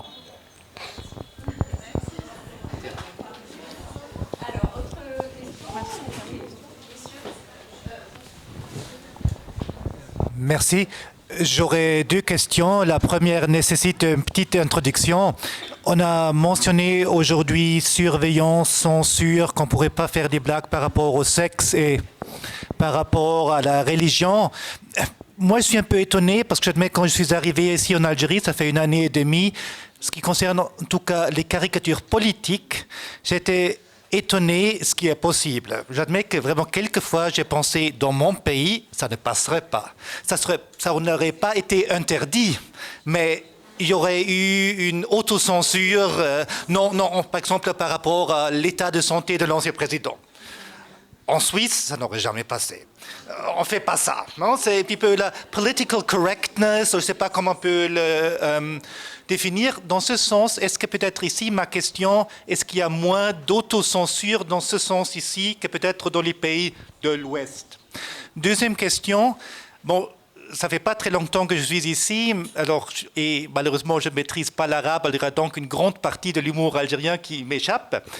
Mais est-ce qu'on pourrait dire que l'humour algérien est quand même, peut-être de nouveau, ça concerne la caricature politique assez noire? Moi, j'adore ça, mais moi, il me semble que la plupart des blagues que j'ai vues sont très noires, vraiment dans le sens anglais. Moi, j'adore, mais est-ce que c'est le sujet ou est-ce que c'est vraiment l'humour algérien? On vous donne la parole, vas-y, vous avez peut-être quelque chose à dire là-dessus. Par rapport au sujet de l'autocensure, ben, c'est clair moi je sais pertinemment que je ne peux pas critiquer la religion de façon frontale. Donc automatiquement je m'autocensure. Parce qu'en Algérie on peut rire de tout, mais avec un gilet pare-balles on peut rire de tout. Mais sans gilet pare-balles, non. Donc il y a de l'autocensure sur la question de la religion, mais sur tous les autres sujets, moi, je n'ai pas de limite. Voilà pourquoi vous trouvez un peu que l'humour que nous produisons sur les politiques et surtout sur Bouteflika, ça ressemble beaucoup à de l'humour noir. Parce que tous les Algériens se sont bien défoulés sur... Oui, mais il n'empêche que je pense que ce que vous vouliez dire aussi, c'est que on disait, vous disiez, ce qui a été dit tout à l'heure, c'est que quelque part l'oppression, le manque de liberté fait que ça a permis en tout cas de développer cet humour un peu satirique, mais en même temps il n'y a pas eu véritablement de censure, puisque dans la presse aujourd'hui, si vous voyez les caricatures de dilemme qui peuvent être véritablement acerbes parfois, il n'y a pas eu de censure, il n'a jamais été véritablement inquiété, idem pour la presse en général. Après forcément il y a des choses à dire, mais les gens vivent en gros en liberté. En fait, je n'ai pas tout à fait dit ça. J'ai dit que l'humour en Algérie est exacerbé par la dictature. Je n'ai pas dit que c'est la dictature qui produit le génie humoristique. J'ai dit que moi, par exemple, si je pouvais militer politiquement, peut-être que je n'aurais jamais touché à la satire. Donc c'est ça que j'ai dit. Et oui, donc du coup, est-ce qu'on peut considérer qu'on a un humour noir? L'humour noir, c'est... Oui, en fait, tout le monde s'est lâché sur la maladie de Bouteflika. Donc c'est tout le monde qui a balancé des vannes sur ce sujet. Et donc je suppose que le monsieur trouve que c'est... Enfin, il parlait en général, c'est pas forcément... Oui, mais... Attends, pardon, juste... Oui. Pardon, juste répondre à notre ami helvétique, mais non moins un citoyen du monde. En fait, vous avez dit quelque chose de très intéressant qu'on n'a pas peut-être tous capté. Il a dit qu'en fait, la société helvétique suisse, elle était puritaine par rapport à la religion, mais quand il s'agissait d'humour politique, il a comparé ce qui paraissait en Algérie et ce qui paraissait en Suisse. Il a trouvé qu'on était plus chiche. Donc il était en train de rendre hommage justement aux gens qui ont du courage. Maintenant, par rapport à l'humour noir, je pense que c'est vrai qu'on l'accepte de plus en plus, mais c'est vrai qu'au début, quand on voyait des gens publier de l'humour noir, on avait un petit peu peur. Et j'ouvre une petite parenthèse pour dire quelque chose, et je voudrais bien que Slim, notre père, nous réponde aussi. Alors moi, Dilem était un frère dans la vie, c'est quelqu'un avec qui j'ai longtemps travaillé, mais je m'excuse, c'est pas politique, mais il faut le dire. On dit, mais comment Dilem, par exemple, ils l'ont pas raflé, parce que des fois, il fait des dessins extraordinaires, mais qui sont très explicites. Tout simplement, mais ça c'est politique, mais il faut le dire, tout simplement parce que l'image que le pouvoir veut véhiculer, c'est bien le peuple dans un cendrier et du kaki avec le pied dessus. Il ne cherche pas à être aimé ou à être populaire. Il veut que l'inconscient collectif ait peur, tout simplement, qu'on ait peur. Donc c'est pour ça que cette espèce de surdémocratie dans le dessin et même dans la parole, elle est tolérée parce que le système ne veut pas que vous le trouviez sympa et ouvert à la négociation. Non. Et puis, bon, c'est pas du totalitarisme, c'est tout simplement une manière de se préserver. Donc, personne n'est courageux et voilà, point. Slim, je ne sais pas ce que tu penses de ce que je viens de dire, je voudrais bien avoir ton avis. D'accord. Vas-y, Slim. Oui, Maya écoute, aussi, je trouve que tu as raison. Pour en revenir à la question par rapport au dessin noir, c'est vrai que moi j'ai toujours été contre le fait, par exemple, qu'on critique un président, parce que j'ai un respect. Je suis peut-être une vieille école, mais à un moment donné, les dessins de Dilem, que je trouve parfois qui sont trop, ça dépasse les limites. C'est-à-dire, il n'y a qu'en Algérie qu'on peut accepter des trucs comme ça. C'est au-dessus de la liberté d'expression, mais en même temps, je sais pas, ça. Et c'est pour dire aussi que l'expression ou le dessin d'humour est différent chez nous. Et il est noir parce que, justement, on vit mal. Et quand on vit mal, on réagit comme ça, avec des dessins sombres. Et on est obligé aussi de rire. En même temps, il y a une autodérision, donc on arrive à rire de nous-mêmes aussi. Rit de donc, nous-mêmes, oui, ouais, parce que, du coup, c'est ça aussi. Il y a une certaine insouciance, quelque part, qu'on cache à travers cet humour. Alors, Karim, je crois... pardon, si je peux donner juste la parole à la dame. Pardon. Retirer nos excuses pour des impératifs familiaux. Mais j'aimerais juste dire une chose. En fait, à Youssouf Benadouda, vous avez bercé mon enfance. Et pendant longtemps, j'ai cru plutôt dur qu'en faire. Ma mère me disait, tu sais, c'est un homme qui fait la voix de Madame Doudoune. Je disais, non, maman, c'est une femme, c'est pas possible, c'est pas un homme. Voilà. Et ce n'est une fois que j'ai grandi, une fois que j'ai vu votre photo, enfin votre tête entre guillemets, où j'ai cru, et vraiment c'était vraiment un réel plaisir, parce que moi j'ai grandi avec la télé qui commençait à 17h, j'ai grandi avec Maman Nadjoua, Norman et compagnie, donc exactement. Donc Madame Doudoune, c'était un petit peu, c'est comme la maladie d'amour, c'est de 7 à 77 ans. Voilà.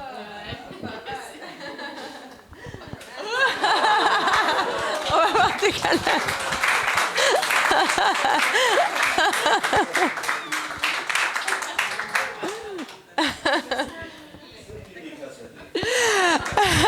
Merci.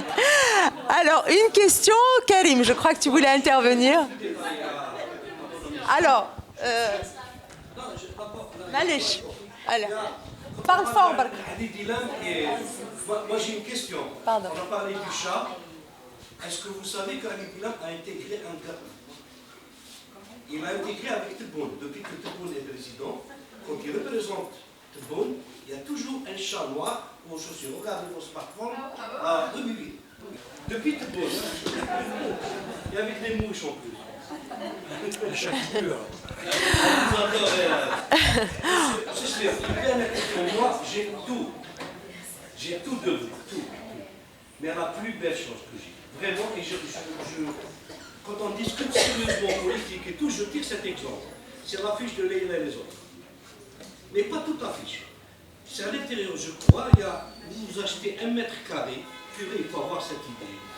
1 mètre carré que vous montez en pilier et vous mettez une dalle et vous construisez votre villa. Ben, tu sais que ça a été fait réellement maintenant. Non, dans Facebook et tout, on voit, il y a des gens qui ont un petit terrain, mais après ils développent des trucs comme un arbre. Moi, je ne sais pas si c'est un montage ou là, mais c'est vrai que c'est rigolo. Avez-vous une dernière question avant qu'on qu'on lève la séance? Oui. Ah, tiens. Mais je crois qu'il faut.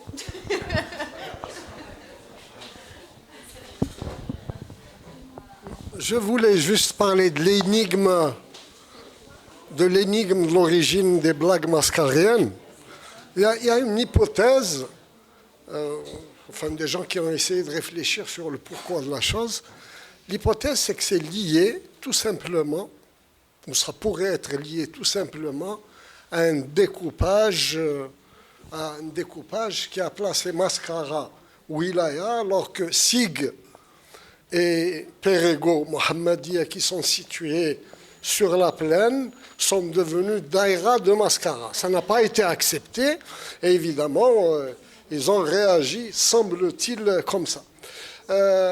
C'est lié à ça. Je voulais rendre hommage aux humoristes, à toutes les personnes qui sont dans la caricature, le dessin, etc., humoristique, pour dire que si on analyse un peu l'histoire et qu'on s'intéresse à ça, on peut par thématique, par région et par moment trouver des explications très intéressantes qui marquent une évolution de notre pays. Par exemple, pour des blagues, on a parlé de blagues courtes. Ces blagues courtes, à mon sens, sont liées à Internet. Je vais vous raconter une blague que mon fils, un jour, m'a racontée, il y a de cela 20 ans. Il me dit, et c'est des blagues qui relèvent un peu de l'absurde, mais qui dénotent aussi d'un changement un peu de paradigme au niveau des blagues. زوج صحاب كانوا يمشيو واحد دار الاخر بنا فيلا. Et comme par hasard, c'était dans les années 90, etc. Dans la sémantique, par exemple, Kain Shriki, aujourd'hui, on ne dit plus Khouya, on dit Shriki. Bon, ça n'a rien à voir avec l'humour, mais ça renseigne sur une évolution de la société. Aujourd'hui, on dit il y a la texture du temps. Et la texture du temps, c'est les blagues, c'est le roman, c'est les histoires, c'est les contes, etc. Et ça participe à l'écriture de l'histoire avec une forte probabilité de véracité des faits. Voilà, merci. Merci, bonsoir. Merci Zafira pour la thématique. Génie de l'humour algérien, oui. Moi, je voudrais dire que, et vous remercier, c'est surtout une question de survie, notre humour algérien aujourd'hui. Moi, je ne regarde plus vraiment l'actualité, je regarde les caricatures, le manchar, ça je les lis, et ça me fait rire. Alors que je n'ai pas d'humour, comme beaucoup d'Algériens au quotidien, je n'ai pas d'humour. Quand on prend la voiture le matin, il n'y a pas d'humour entre nous. Dans la circulation, on est tous sauf souriants. Quand on va au boulot, en général, on n'est pas très souriant. On va dans une administration, on ne reconnaît pas l'humour algérien, on ne le retrouve pas dans notre quotidien, cet humour algérien. Donc moi, la caricature, la satire, c'est un peu le sursaut qui vient de loin et qui dit « Ah bah finalement, oui, on est comme ça. Ah finalement, ça fait du bien. » Puis ça fait rire 2 secondes, on retombe un peu dans le quotidien, mais ce petit sursaut qui fait qu'en fait, on a l'impression qu'on n'est pas mort malgré tout, même si peut-être d'autres voudraient notre mort intellectuelle. Donc c'est surtout pour moi de la survie, une bouffée d'oxygène qui dure un instant, qui arrive des fois qu'on se connecte, et puis la preuve qu'on est profondément un peuple résilient. Sur ces 50 dernières années, on utilise la satire, on utilise l'humour. Il faut voir ce que font les jeunes. Aujourd'hui, moi, je suis épatée quand je vois le manga, alors que c'est pas du tout j'ai pas d'appétence avec le manga. Mais ça sort de nulle part, c'est inattendu. Il y a un vrai courant de mode là-dessus. Ils sont complètement dedans. Ils ont créé un monde complètement à part qu'on ne comprend pas. C'est pas mes codes. Et je me dis, bah voilà, c'est toujours la survie algérienne qui sort d'une manière où on l'attend jamais. On nous attendrait peut-être ailleurs. Et puis finalement, ça sort dans des endroits inattendus. Donc génie, oui, merci. Et beaucoup de résilience. Et puis on espère que ça va bien sûr continuer. Donc c'était pour partager le mot survie et résilience. Voilà. Merci. Il y a une blague qui me fait rire, enfin, elle est peut-être absurde, mais je trouve parfois les gens du peuple sortent des choses. C'est un bonhomme qui va à la PC, il fait la queue pendant des heures, et arrivé devant l'administrateur, dans un dossier où il y a au moins 20 documents, il dit qu'il le reçoit, il les regarde. Il lui dit, ouais, bon, tu as tout, c'est bon. Alors, reviens l'an prochain. Et le type lui dit,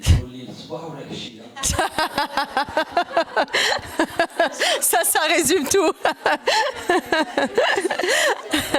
Pour Mascara aussi, il y en a une que j'aime beaucoup. C'est un Mascarin qui est à Oran avec un Oranais, puis le Mascarin, il dit, mais c'est quoi cette ville? Soi-disant, elle est au bord de la mer, mais il fait chaud. Et vous, qu'est-ce que ça veut dire? Comment ça se fait? Chez nous, à Mascara, il fait très bon. Je dis, comment? C'est le bord de mer ici. Il ne dit pas de Mascara. Il dit quoi? Viens! Et effectivement, le gars, il a été. Effectivement, c'est vrai. Les Mascarins, ils avaient mis des climatiseurs à l'envers. C'est pas mal.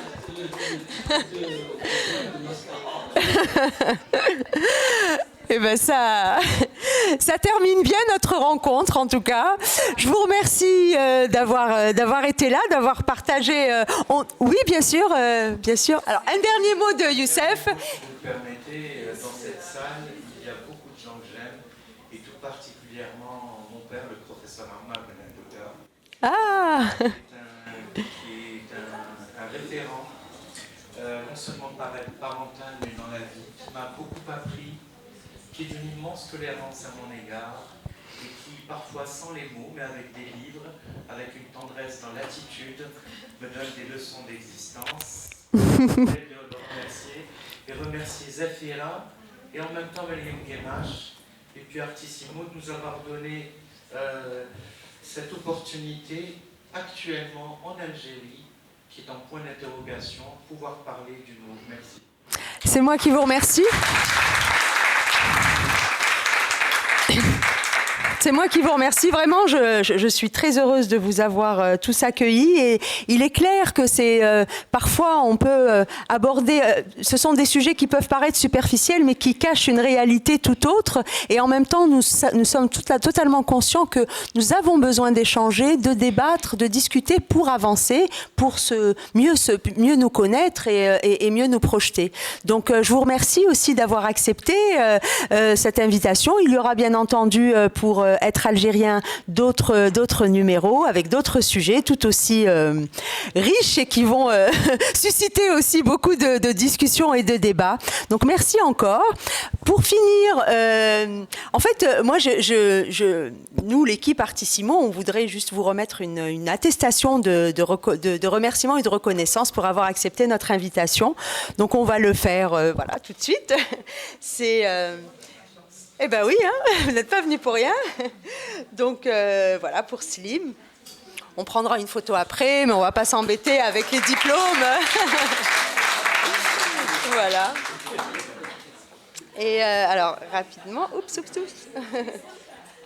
Je vous remettrai les chemises. Donc, Nazim. Voilà.